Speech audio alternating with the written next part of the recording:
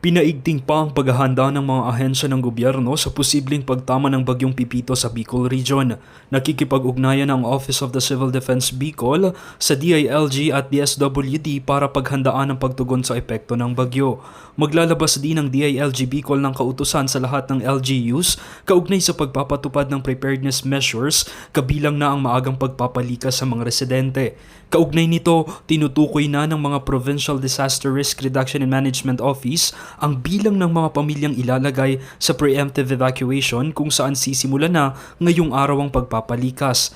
Nakikipag-ugnayan na rin ang OCD Bicol sa Department of Education at Commission on Higher Education para sa paggamit ng mga eskwelahan bilang evacuation centers. Nagpaalala naman ang Department of Agriculture Bicol sa mga magsasaka na anihin na ang mga pananim na palay at mais kung ito'y 80 at 75% ng hinog.